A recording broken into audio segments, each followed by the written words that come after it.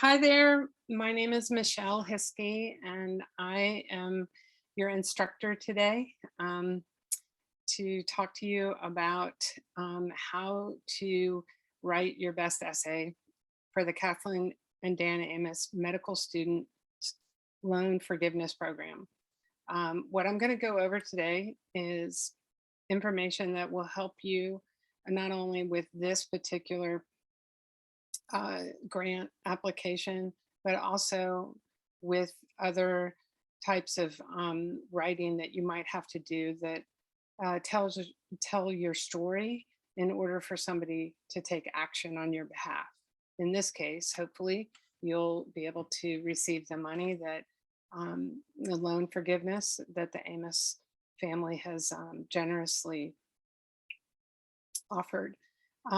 But what I'm hoping that you also get from this is that you'll be able to use some of these steps to think through the story that you tell for anything that you are trying to communicate with other people who you need to take an action. So hopefully some of these things will apply to other projects in your life. And at the very core of what we're going to today is how to tell a story that prompts somebody to take action. And you'll see, hopefully, how to do that better than you ever have before. I recognize that you, as a medical student, are someone who has written an essay or two in your life, and you've done it successfully. Maybe it was painful, maybe it was easy to you. If it was easy for you, you may not be actually taking part in this. Usually people who are looking for help have difficulty writing.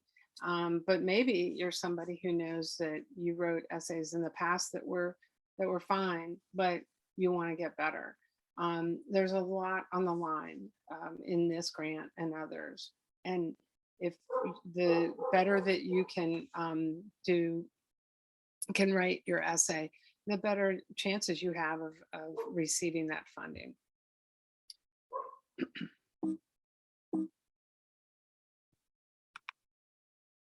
Oh.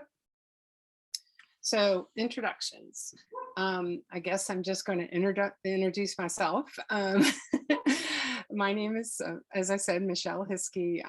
I have helped a lot of students figure out how to tell their story in the best way that they can in order to get into college, in order to get scholarships and fellowships. I really, really enjoy doing this work. I'm really looking forward to helping you today. Because I think that the act of telling your story is more than just about having somebody take action on your behalf. It's also about knowing yourself a little bit better. It's also about looking at turning points in your life and seeing those as being points after which nothing was the same and they made you into who you are today. We all know that we're a collection of our own experiences. And sometimes it's pretty hard to see what our stories are, what our most compelling story is for the circumstances, for the conversation we want to have. Like with a donor, fellowship or scholarship donor, or other people in our life. Could be when we have a interview for a job, or any kind of difficult conversations. What do you want the other person to do? What are you bringing to this conversation? That is, it's really important to know who you are. It's important to know the times at which you've changed, what happened at that time, what made you into the person you are today. So I'm excited to get going. The goals for this session. I'm really hoping that you'll walk away with a plan, that you have an approach to your essay. As part of the plan, that you will know the next action that you need to take. What are you going to write next? The third is a skill. I hope that you will leave with having a better grasp on how to tell your story to a specific audience. And four, I hope that you'll see greater application for storytelling, for persuasion, that goes beyond just this single application that you're doing for the Amos family. The structure of the session today is we're going to talk about decoding the prompt. What do you need to know? What do you need to deliver in this essay? We're going to talk about deciding your content strategy. And I think that'll be a little different for you because you may not have thought as strategically as I hope you will in writing this essay. The third point is determining your structure. And fourth is a question and answer that we'll use if we have anyone joining us. And if not, we won't.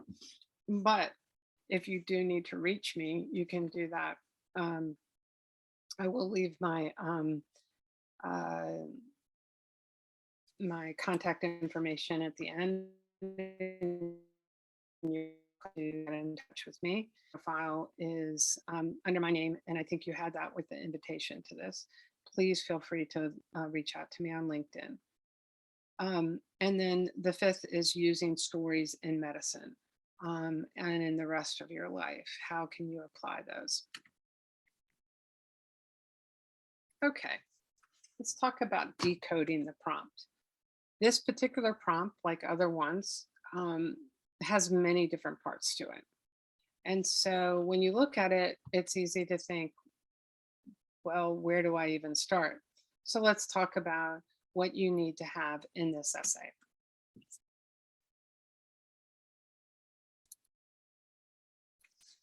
Okay, so here's the prompt. Explain why you have a passion for primary care.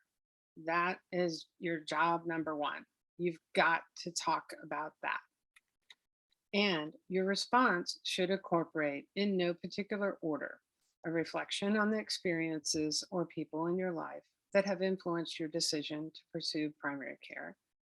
2, future plans for your medical career. And 3, 2 or 3 selection criteria that apply to your current circumstances or your future plans.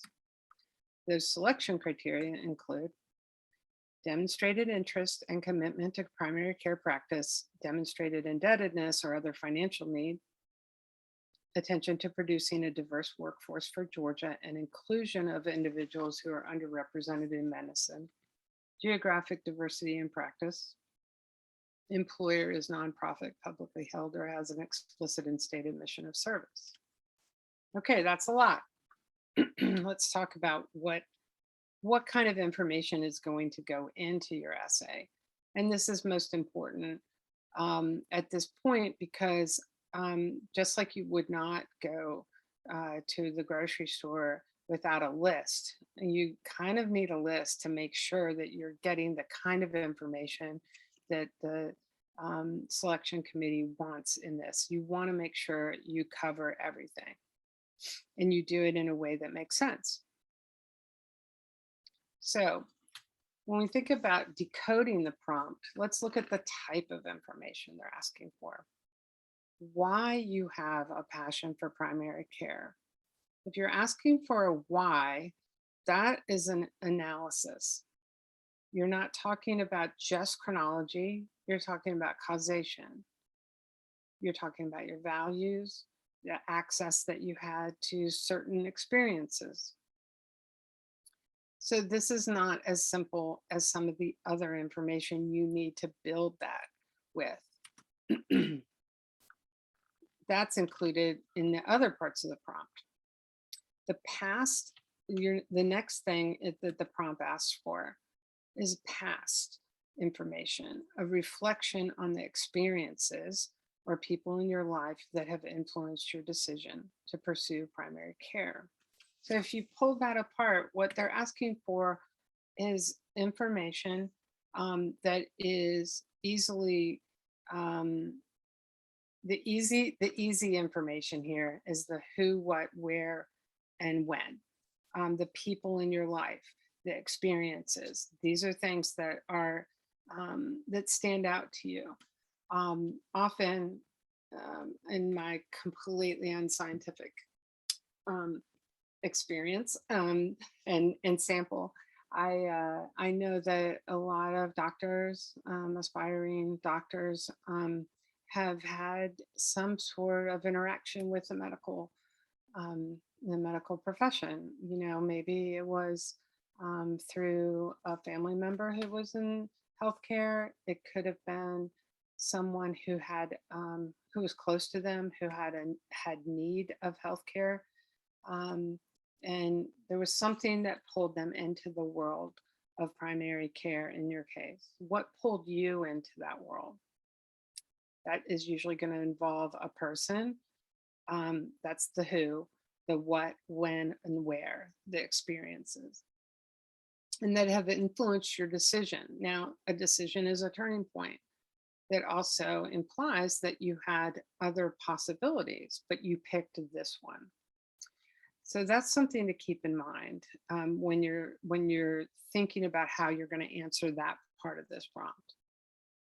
You also have the future plans for your medical career. So it's right now we're talking about the past, the present, or the past and the future.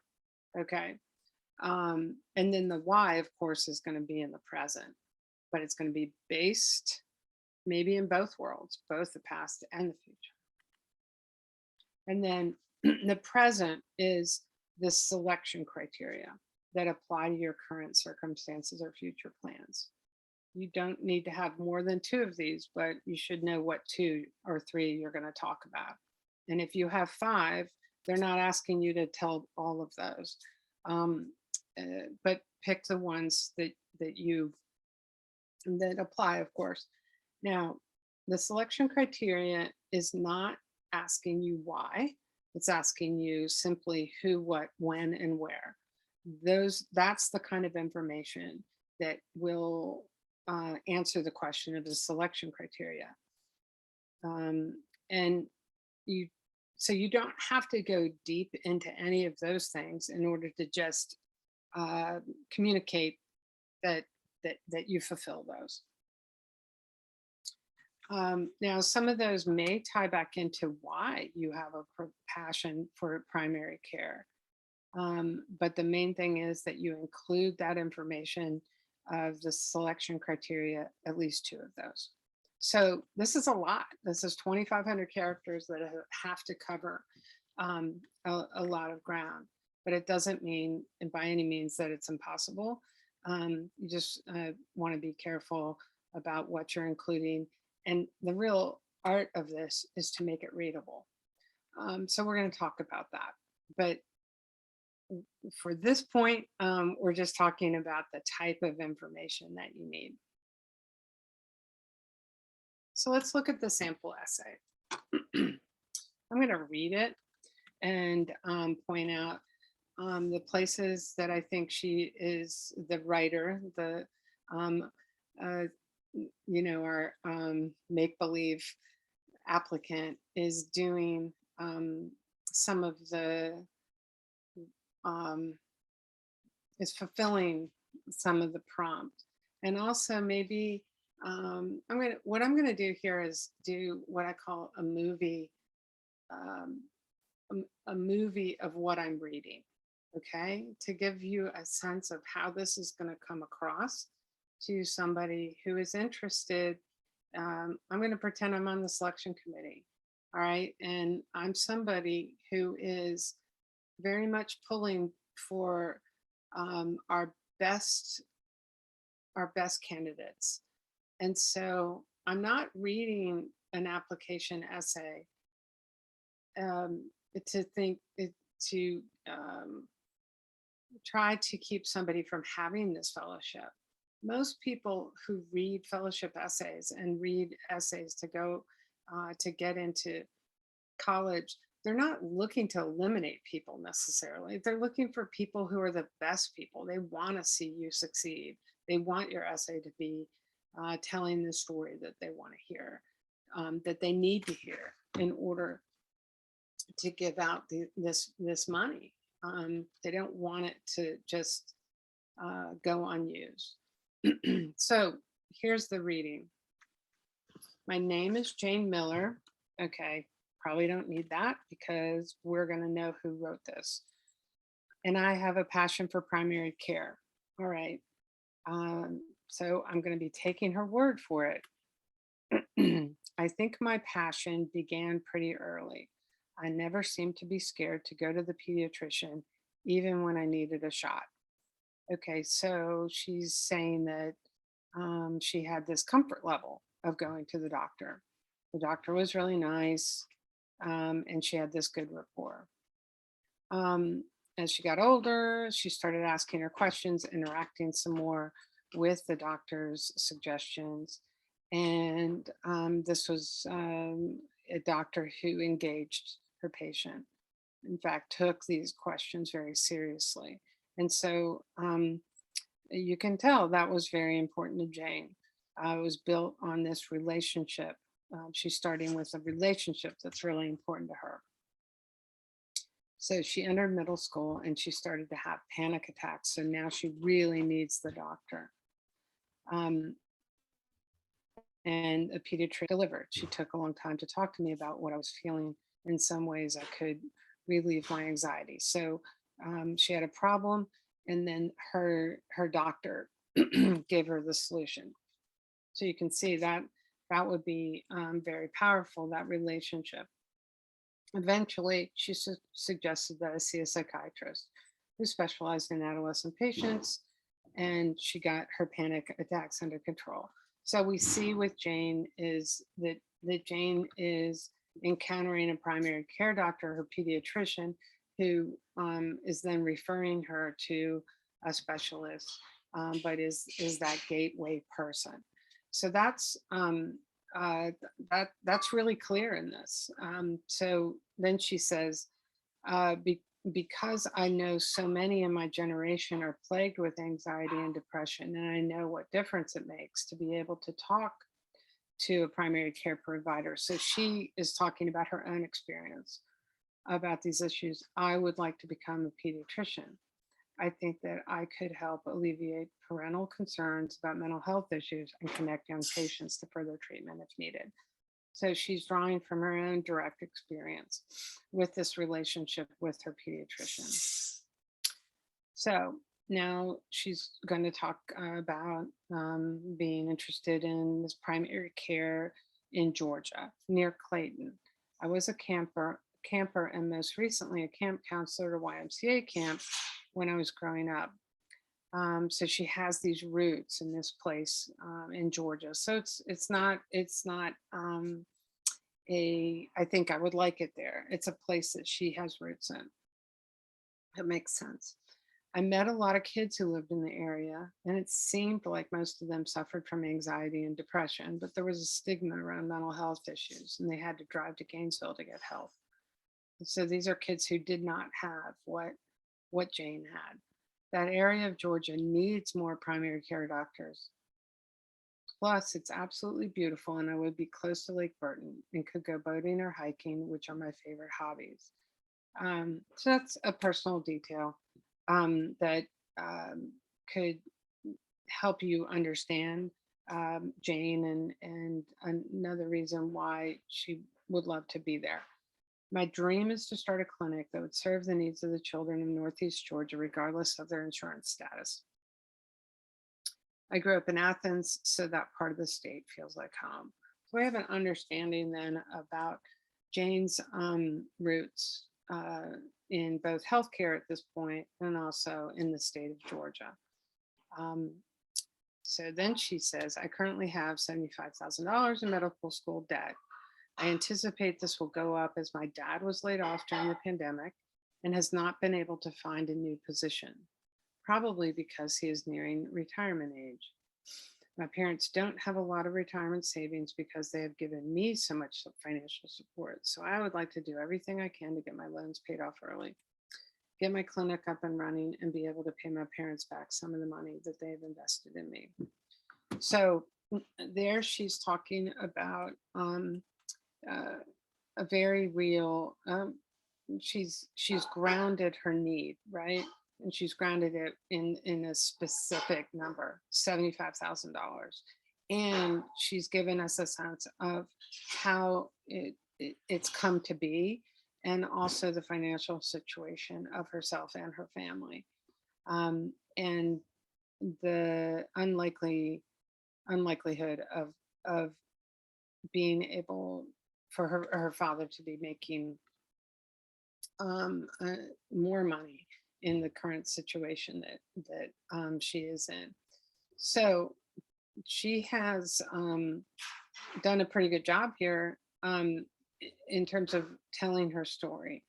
Um, so I'm gonna after giving you that reading, I'm going to continue on in the presentation, and we'll go back to this and see how it might be better. Okay, let's talk about content strategy. This is a little bit different, I think, than you might be thinking about writing this prompt, writing this essay to receive loan forgiveness. That this is a one-way street. You've got to tell your story, and if you can just tell it well enough, within your control of writing this essay, then you will receive the grant. You know, it's really a lot easier, I think, to write this when you're thinking about having a conversation more with people on the other end. Who are the people? Who's the audience for this anyway? Let's talk about that. Knowing who you're writing to makes it easier to write and persuade. So yes, you're there with your laptop writing this essay. I get it. You're never going to meet Dan and Kathleen Amos. Okay, that's true. But you can have a better idea of who the people are if you do a little bit of research. And I'll show you a little bit of the research I did. The main thing is to know who you're writing to and also who you're not. This is all about the person reading it. Okay, it's about you, but you already know your story. Okay, what you really have to focus in on, what do the people who are reading this, what are they going to need to hear from you? So the way that you can understand that better is to think about the selection committee, but also about the donor. What's the donor's intent? What's important to them? Now, you might be saying the selection criteria, the prompt, isn't that what that's for? Yes, that's what that's for. However, what often happens for people in writing essays is they don't think of another person actually reading it, who's really pulling for them, who has a certain idea of who's going to get this grant. The more you can understand that audience, the more you can tailor your story to what they're looking for and what means the most to them. It's also important because a lot of us will say to our friends or family members, hey, can you read over this essay and tell me what you think? That's fine. That's good because, to have another person read your essay. But if they tell you it's not good or they tell you it's great, sometimes you can have a false sense of how good or how not good it is because of what their opinion is. That's not who this essay is for. And so you can always contact me as an essay coach. I'm a person who is the stand-in for your reader, who can give you a movie of your essay and say what's working and what's not. But just be careful who you share that with and who you take advice from, because the ultimate decider for this is going to be the people who are giving out the money. So let's talk about who they are. Why in this case do the Amoses want to give to you? Now, I pulled some of these quotes from the press release that was published on the emory.edu website. Thinking, and I'm going to read some of these. And the reason I want to share these with you today is that you can understand that these are people on the other end of the pipeline that have their own value for primary care. Okay. Obviously, they care about it or they wouldn't fund it. But if you kind of can read between the lines a little bit more, you can understand that they also made a choice just like you have. All right. Your choice has been, I could go into all these different specialties, but I picked primary care. All right. And that meant you didn't pick all these other things. Why is that? Okay. Well, they did the same thing. They could have given their money of different things, but they picked primary care. And so let's look at some of the things that they said about why they gave. So there's a shortage, lack of access to primary care physicians for Georgians of all ages. By removing some of the financial barriers to choosing this, we're investing in the future for the students, the trainees, and also our fellow Georgians. So thinking about this, what they're saying is that if they can fund this part of the pipeline, the ripple effect is going to help a lot of people. Now, you kind of saw that in Jane's essay. She had this interaction with her pediatrician, who then recommended her to a psychiatrist. She got the help she needed. And so there's probably a lot of different Janes out there, right? Like a lot of patients. Then Jane goes to a camp and she realizes, wow, there's a lot of need here, but there's not a doctor. There's these students, these young people near Clayton at the YMC camp they don't have the resources. So she sees a need. There's a ripple effect going on with what Jane has said in her essay, is that she sees herself as meeting a need that's caused by a shortage. Okay, so this is an important thing to think about when you're writing your essay. How do you show a need that you're going to fill that could then have a ripple effect in a community in Georgia? What is that community? Where is it? What do they need? Another part that they said was the goal is to provide an opportunity to stay true to their passions. Okay, this means that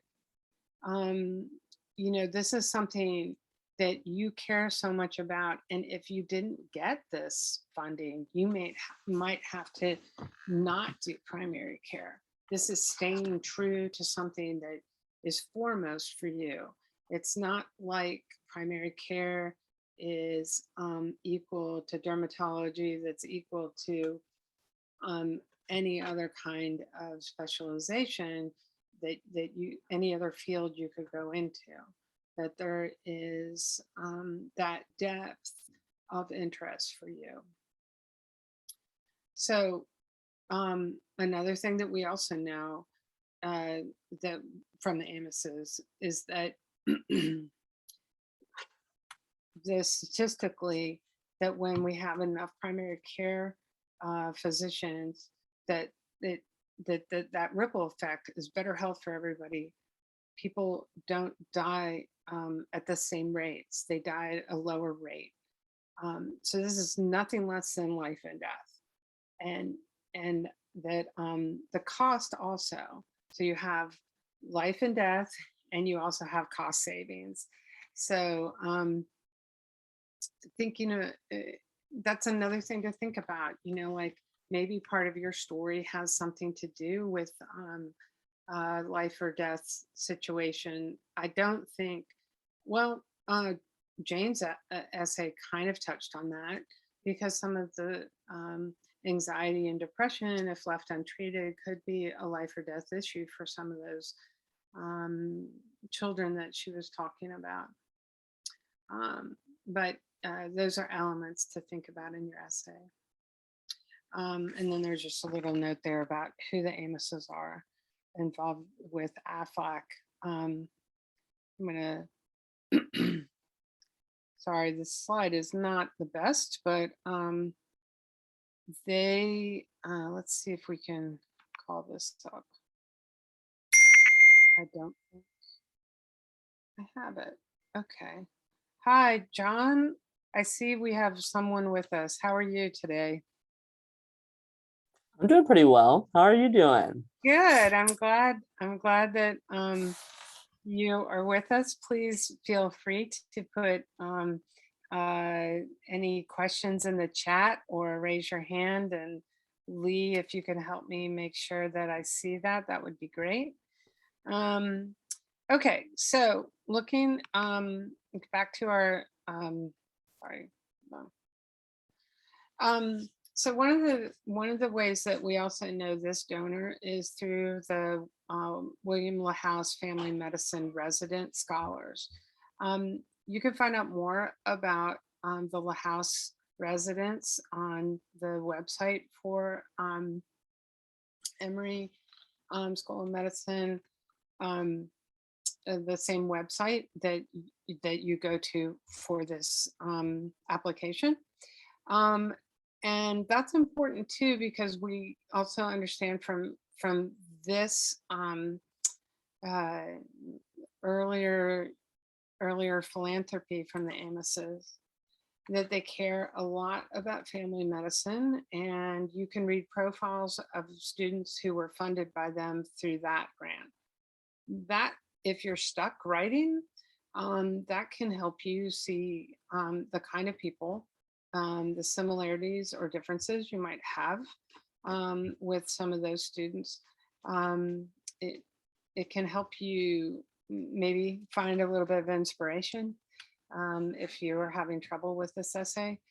But also, for the main part that I want to get across in this part of the presentation is that you can understand the donor a little bit better. Because these are the people that they kind of helped raise with their money. That these younger primary care physicians were boosted along the way through their help. Dr. William LaHouse is an internist in Columbus. He was, as I'm pretty sure about this, the Amos family's doctor. So, you think about it, okay, it's not like I talked about before, they made a choice, primary care, Dr. LaHouse, it could be Dr. Doe, Dr. Smith, any name there, right? But they had a special relationship with their primary care doctor. So that's another way that Jane's essay is pretty good, because she talks about the influence of her primary care physician, her pediatrician.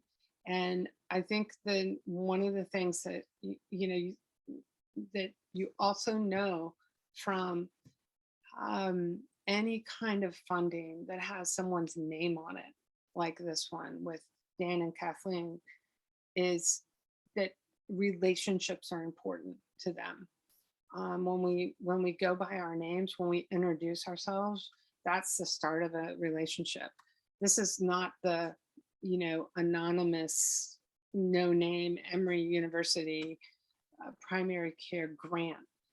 This is the Amos loan forgiveness program, and so that's part of who they are, right? That's part of their brand. And so this is the content strategy part of my presentation today, is really to get you to think about who you're writing to, and that these are people who care about the relationships between a primary care doctor and the people that they serve, and that this is really, it's not just close to their wallet by giving this money, it's close to their heart. They've put their name on it. And so really the essay, if you can feel, I think it can help you to understand how much they've invested of themselves into this through these clues that we've talked about. So you understand the level of care that you can bring to this essay.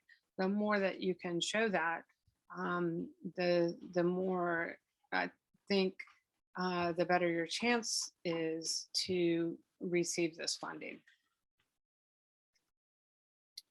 Okay, here's a little, not little, but a note about your essay. The content of an essay is only part of your application. Obviously, you know this, but it's really important to step back and say, okay, the whole application tells my entire story. The essay is part of it.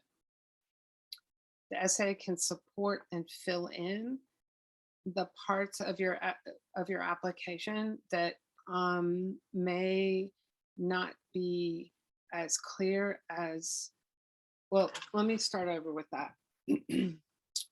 You'll have some form of a resume in any application that shows what you've done when, okay? Those show, that can indicate real turning points, like when you got your undergraduate degree, for instance. But your entire application, how does the essay fit into that? The essay is your way to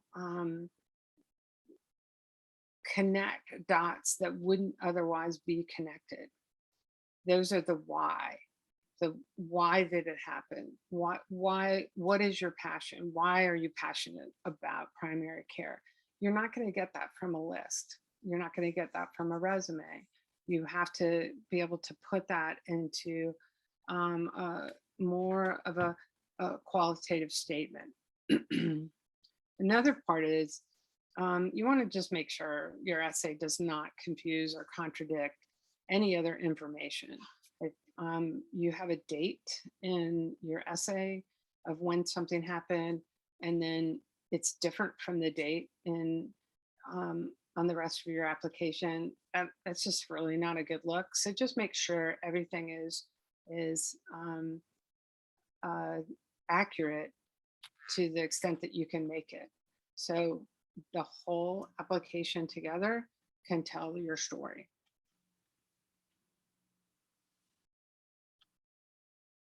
Okay, now we're going to talk about your structure. All right, so everybody's story is different. Why are you passionate about primary care is going to be told in the way that only you can tell it. However, the good news is that there are structures to telling a story and writing the essay that you can use. And so I'm going to talk to you about how you can do this, hopefully as easily as possible, by using some of the storytelling structures that have been used for, well, we use them all the time. And there's some of the elements of narrative. So let's talk about narrative.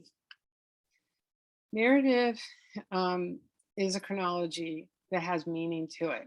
It's not just a list of what happened when, because we know when we tell a story that not all details count. Um, you know, we all know the people in our life who take a long time to tell a story, and sometimes you don't even know the point of it. You can't do that in an essay. You don't want to, but you can use some of those same elements um, that will help you. And we saw that with Jane. She used some of those as well. Um, and this also, when we talk about narrative, we're also talking again about what we talked about in the beginning, which is what are the types of information you're dealing with. Well, of course, in any story, we're going to need to know who, when, where, um, who, when, where, and what is happening.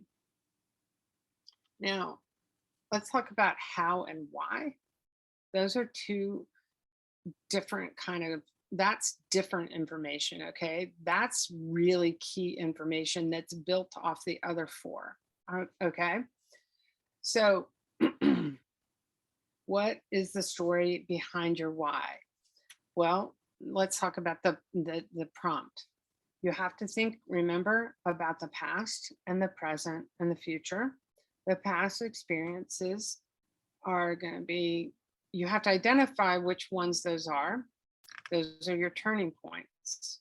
That's the point in which everything changes and you decide to pursue primary care. What are those moments? That's the most important thing that you can identify in your essay. If you haven't written it yet, I would, if I were you, spend as much time as I could identifying those moments. They may come to you really quickly because you've told this story before.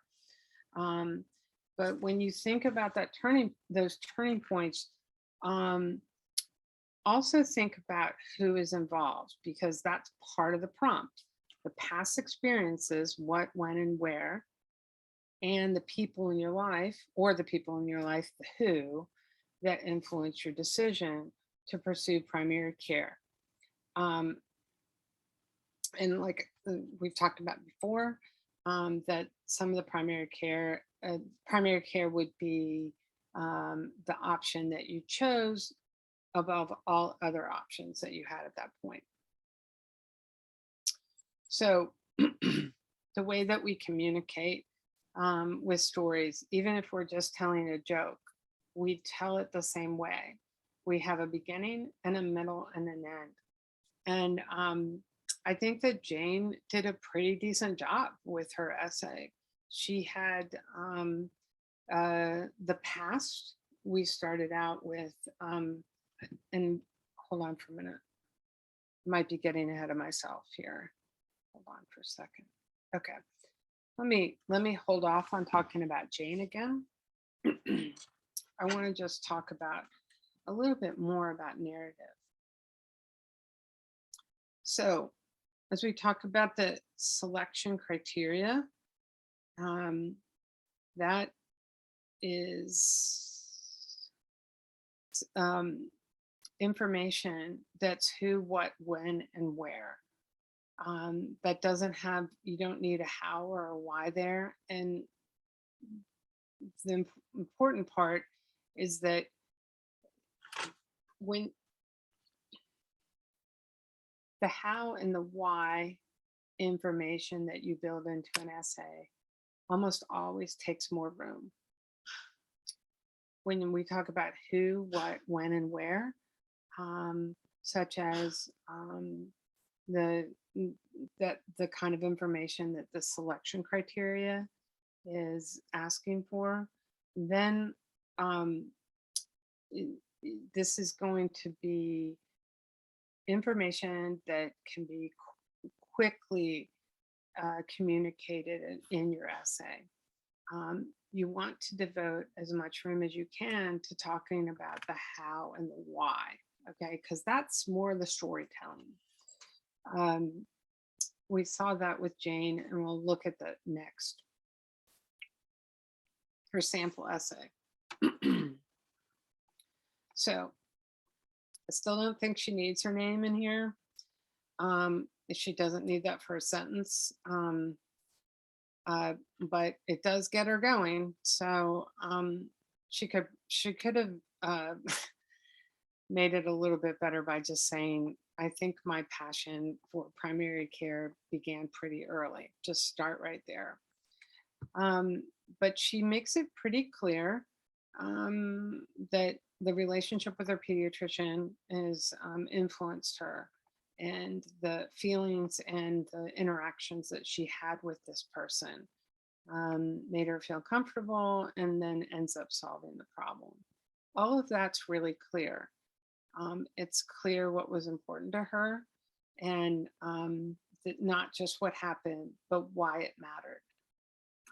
So when we see things through a lens of the value to us, that's the way that we create meaning in an essay. And that way we understand what is influencing, what is important to the writer.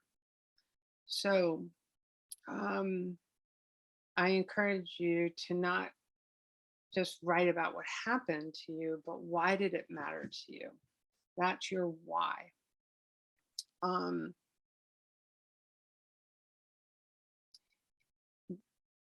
So in these turning points that you've identified along the way, they're going to have the who, what, when, and who, what, when, where.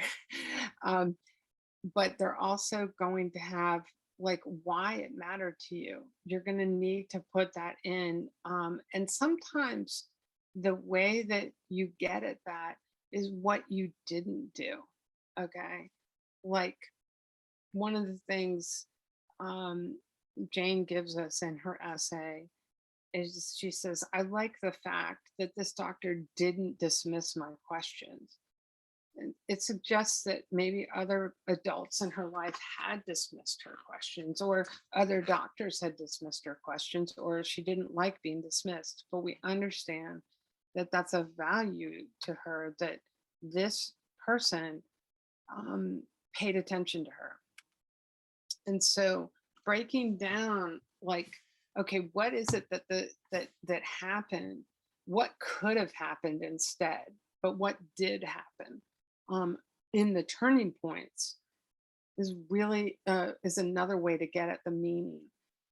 Sometimes that's hard to do because the turning points that reveal our why are so crystal clear to us that we don't even think about what might have happened. But it's really important to think about what might have happened.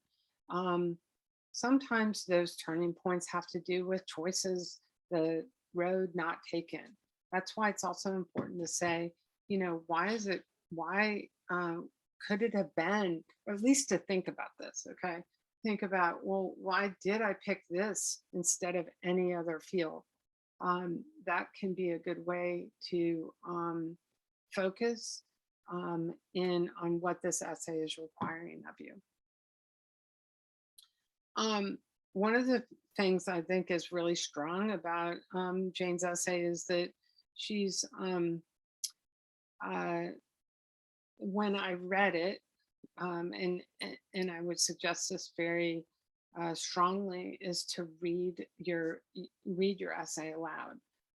It felt like a real person was writing it, and almost like a letter, an important letter, but a letter in which she is writing from her heart.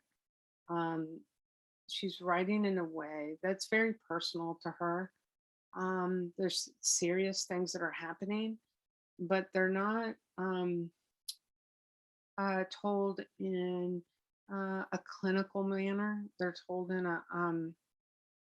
a way that is, Jane seems really human. It's easy to not I don't know, to sort of think, well, there's so much money on the line.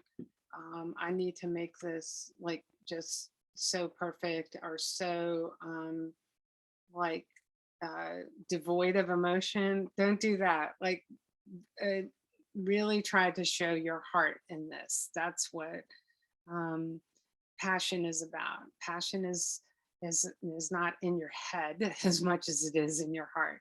So you want to try to show that as much as you can. One of the things I think is strong also about what Jane wrote is that it's a clear narrative. It has a beginning, a middle, and an end. It's clear when things happen because she puts them in the order of when they happen. That the pediatrician part happened before uh, the part. I think I might be wrong about that. I think the pediatrician part does start before the part about Clayton and being a camper, a teenager, but it might have happened around the same time. Regardless, it is pretty clear that these things are there. It's not confusing what's happening in this because we have the relationship building from when she was a young child to when she really needs help. And then she gets help not directly from the pediatrician, but from the psychiatrist. And so she's left with the power of getting primary care for herself.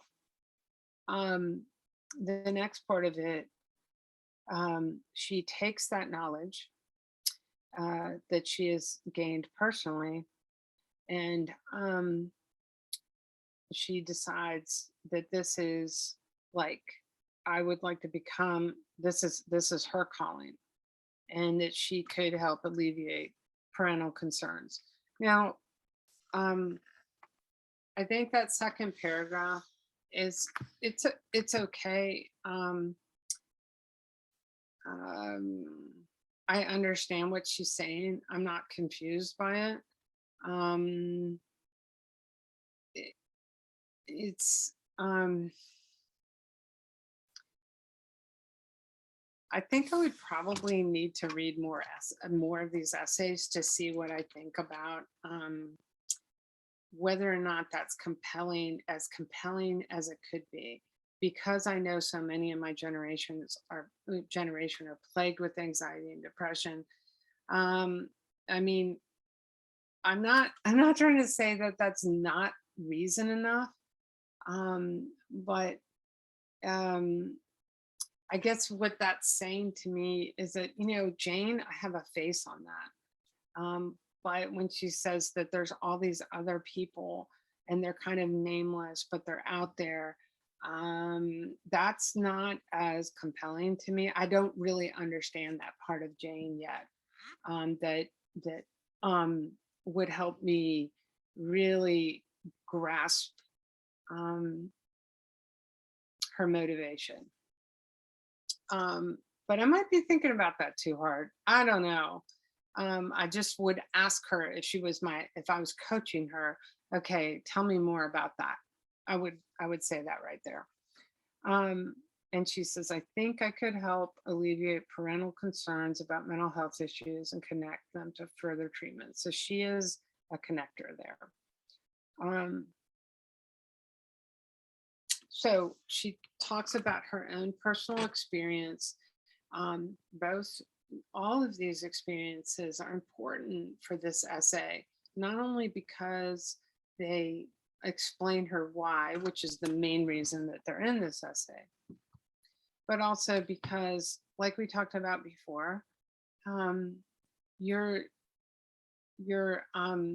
resume information that's part of the application is not going to have these stories, right? Like if you don't have this in the essay, it's not going to be part of your application. And so picking those moments that are most important to you, the most important influences that created this passion for you, is uh, is that's the key for this essay. We understand why she wants to stay in Georgia. Um, and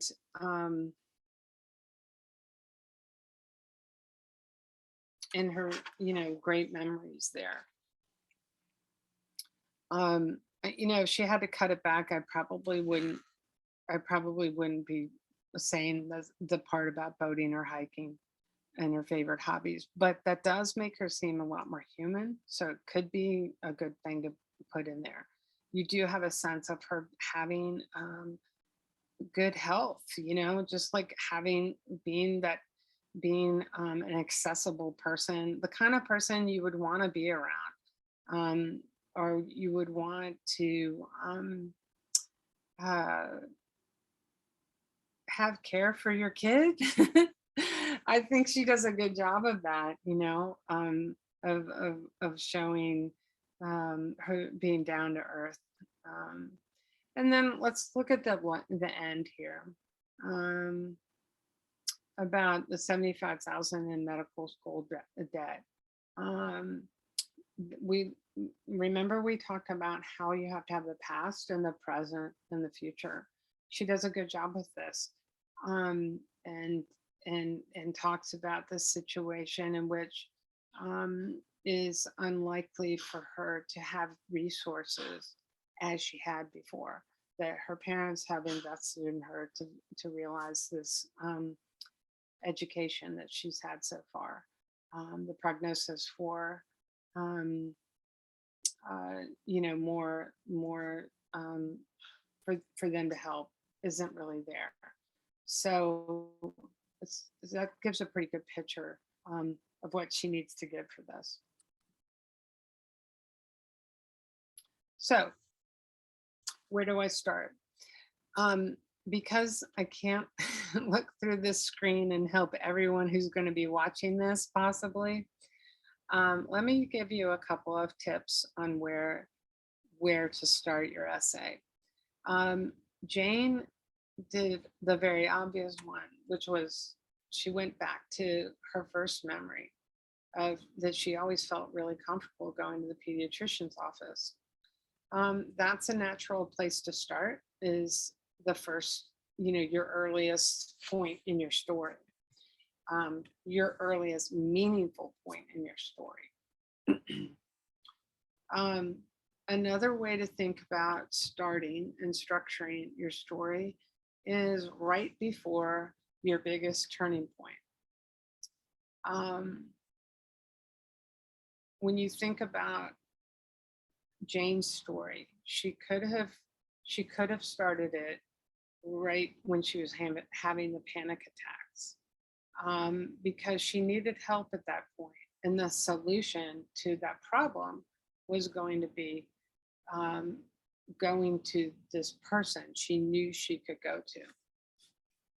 So that's thinking about the moment right before something big happens, is the moment when you have the most options for things to go a different way. The moment before you make the decisions and you make a decisive action, or the decisive action happens to you, that's a moment which your values often come into play. What's important to you, what resources you have at hand. It can be a person comes to help you, and how you move through that turning point is then set up. Okay, so let me think about so I gave you the example of Jane. That was another thing. That's a good way to a good example of what I'm talking about. Another way to be thinking about it is, so earlier we talked about a typical way, a typical essay, a typical story for somebody who's in medical school or in healthcare profession, they'll say, well, I'm influenced, I'm passionate about this because I had this experience when I was younger, or I had this experience with somebody I loved, or I had this experience when it was a crisis. So thinking back on that, if you start your essay right before you know that whatever, let me start it for a second.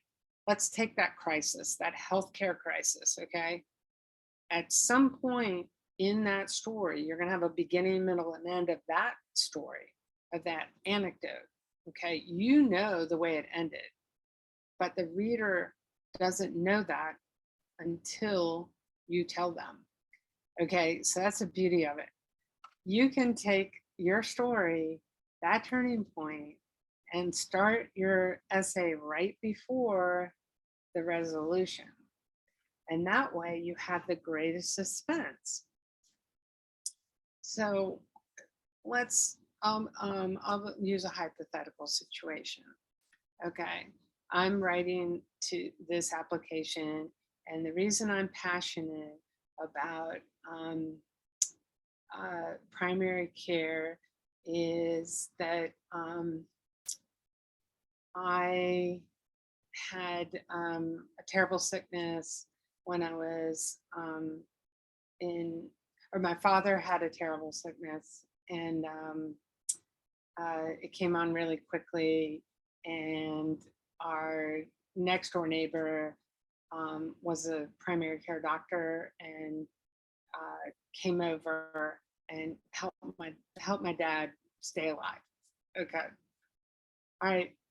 And I was so amazed that our neighbor could do this, and I got to know him even better. And he let me shadow him when I was in middle school, and I just always thought he was incredible. And he still continues to be my mentor today. All right, so let's just go with that. The moment of greatest suspense in that story is when the father is sick and we don't know who's going to help him, right? The person who's writing this, me, I already know how it ends. But if I start right there when my dad is sick and I don't know who I'm going to call, that is when you have the greatest need, the greatest suspense. If you start your essay there, everybody will want to read to the end. It also gives you a chance to talk about need, which is really important. Talk about what was important to you about that, and then set up enough suspense so there's well, I mean, it's a lot of there's more pleasure in reading that. Draws the reader into your story if you start there. So that's always a tried and true way to start an essay. One of the most important things, and I didn't put the slide in, but it's also like where, the other question is, how do I end it? The ending, if you go back, if you can circle back to your beginning, that's always great. If you can end an essay with some kind of sense of the beginning, maybe, Jane didn't really do that. She could have done that, but her essay was more straightforward. I guess I could go back and see how she ended. And be able to pay back my parents some of the money that they have invested in me. Yeah, that just sort of just ends.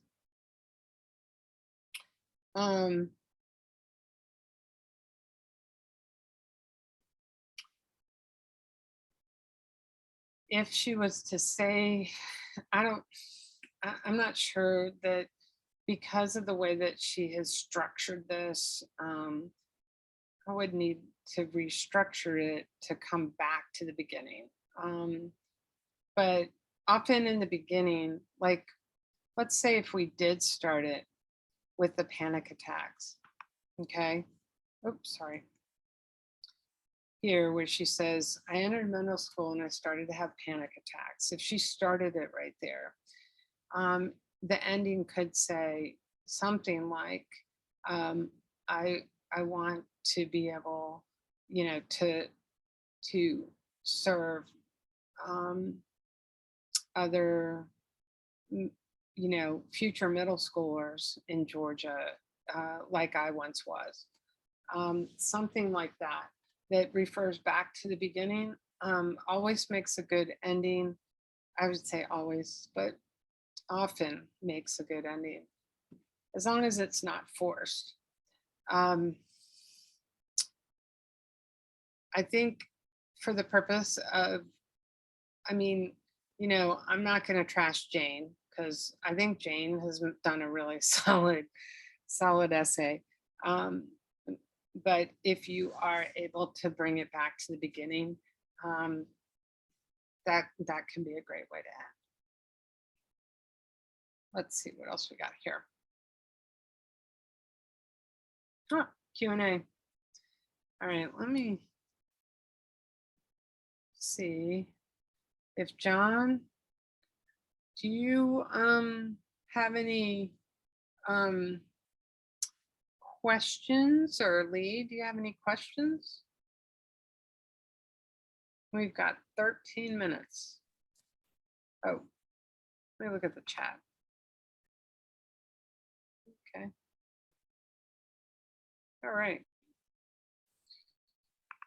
If you would like to workshop your essay, John, we can do that. And if not, that's cool too. Yes, ma'am. So I actually don't, like right now, I can't think of any questions I specifically have.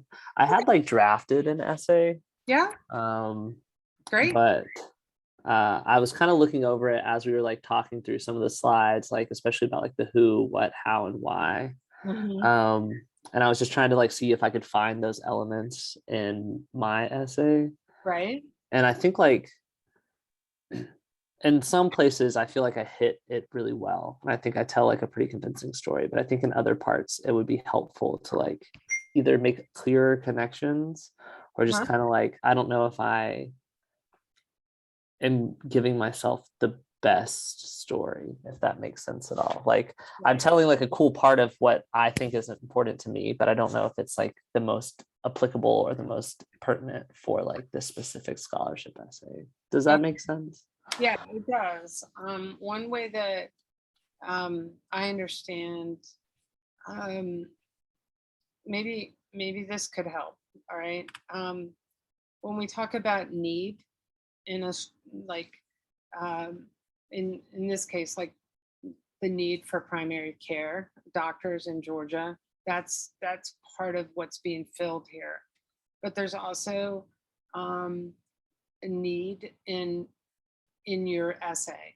There'll be some need in there, right? Because if you didn't need loan forgiveness, you wouldn't be applying, for one thing. But when you look for, you have a question of, uh, is this important? Is it only important to me, or the reader's going to get it? One way that I think about um, answering that question is through an idea that is called emotional capital. Like, and the way that I explain that is like, if the more emotional capital that my story has, the more people will invest in it. Okay. And how do you create emotional capital? So I usually have a slide for this, but I'll just try to explain it. Okay. So we establish emotional capital through people in our stories. Like, things and places don't really have emotional capital like people do. When we can see someone's eyes, we can establish emotional capital with the reader. So thinking about that person or persons in the story, whether it's you or somebody else in the story, if you look at how many resources that person has, um, you know, if they're somebody like Warren Buffett, they're going to have all the resources in the world. It's really hard to get very much emotional capital out of Warren Buffett because he already has everything he needs. But the other part of this is, what's the threat level to our people in our story? Now, if the threat level is life or death, then that's going to be as much like if Warren Buffett is facing imminent death, then we have some emotional capital there, even though he has a lot of resources, because we like life or death is the most the greatest stakes. So let me give you another example of that is if you have a newborn baby, premature baby, let's say, that is recognized in our society, like that's the most vulnerable person that we can think of, really, because they're just newborn, they don't have anything. And if they're sick, like if the threat level is life or death with them, then we have the most emotional capital, right? They have the least resources and they have the greatest threat. So you've now pulled this suspense as much as you can give it, as tight as it can be, because if you put a baby like down a well at the beginning of your story, you can go around the world, you can go all places, and the reader's going to sit there and go, what happened to the baby in the well? So those are the elements you want to look for in your story, John. Like, are you telling a story about somebody who doesn't have very many resources? What does that look like? What about the threat to them? What's the threat level? Is it high? Those are the two ways that you're going to be able to create some compelling emotion and care from the reader. Does that help? It does. I think it helps. I think it was more of just like deciding like which components to keep in my essay. Okay. And like, I think I start off not so much in like a threat territory, but just more of like a creating a warm feeling kind of part. And then I kind of, like you said, like always starting and ending, trying to make like a reference to the beginning. And so I bring back into that warm feeling at the end. I do have a little bit of threat in the middle, but I don't think that's like the part that, at least in this essay that I wrote, I focus on the most. Right. But I guess like the part that I was kind of struggling with is just I have a tendency sometimes to like show or like tell and not show rather than like show them. And so I've been trying to like figure out like which are the parts that I want to spend more time like showing rather than telling, I guess. Right. Yeah, that's always a trick, isn't it? Because you have to work within the word count, showing, you know, maybe it's a 2/3 to a third. Showing is always better. It's better than telling, but you have to have some exposition along the way in order to move the story along. So what you're describing is you're not alone.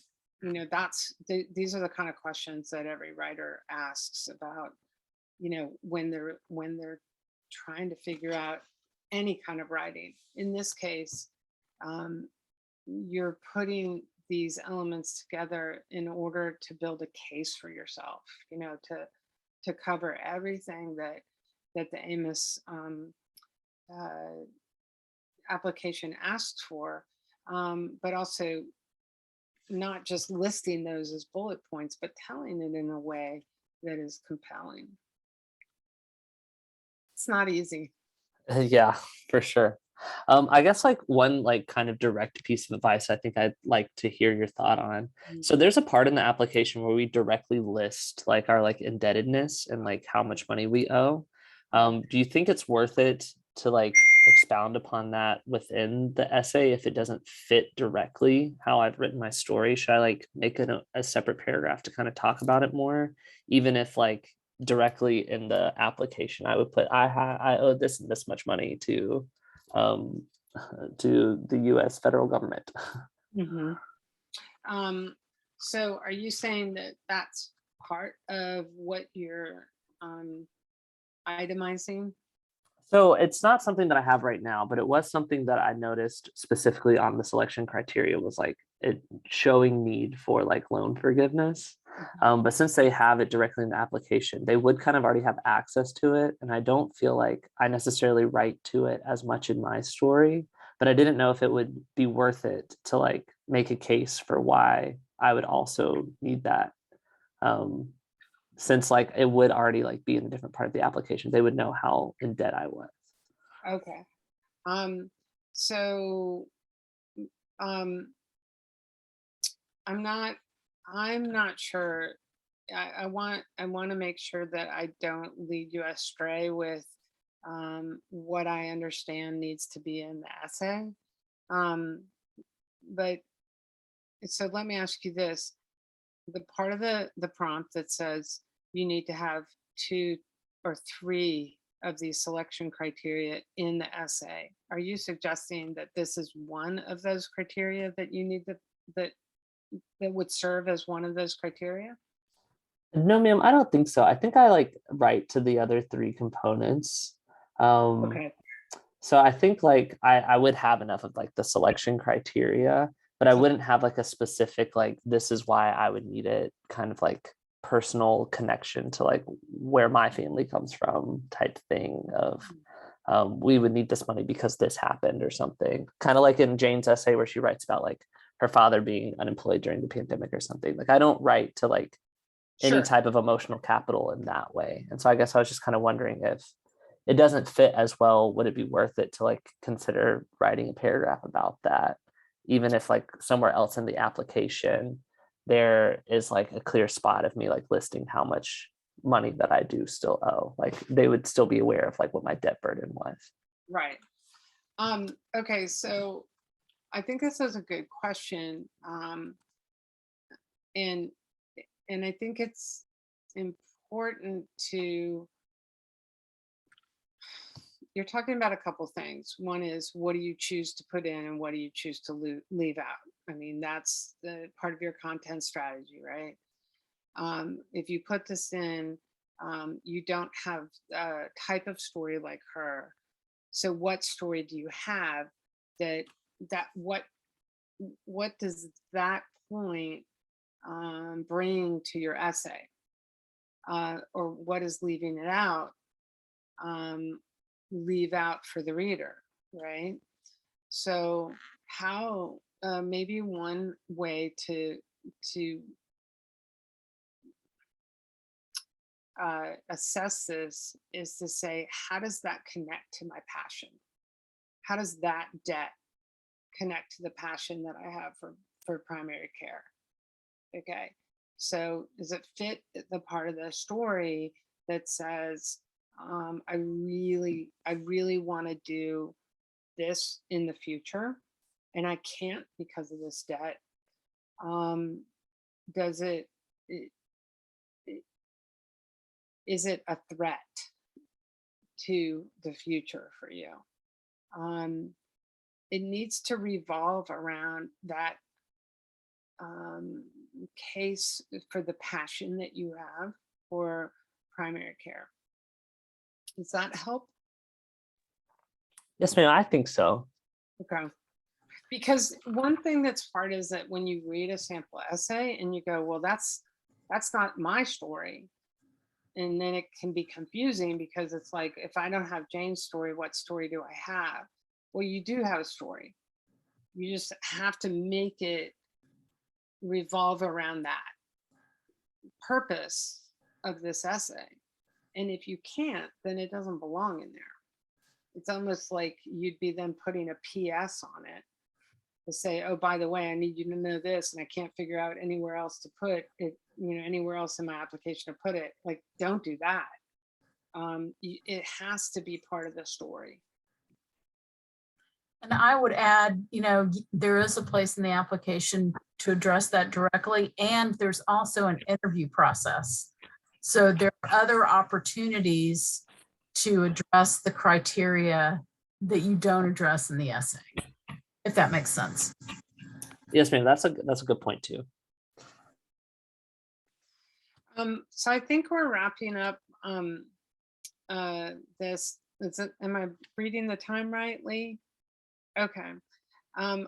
One thing I wasn't able to get to that I hope I can get to another time, and that's for the application of some of these ways of thinking to other persuasive, whether situations like if you're on an elevator speech or an interview, understanding that many of these elements are at play, and you have choices that have to do with the kind of information that you're focused on according to your audience. So anyway, thanks everyone for listening and recording and having me take part. I've really enjoyed supporting your candidates. Thank you so much, Michelle. And this should be up on the Primary Care Consortium tomorrow for review or first time viewing. Thanks so much. Okay, take care. Bye. Bye, John. Thank you. I appreciate it. Bye. Bye.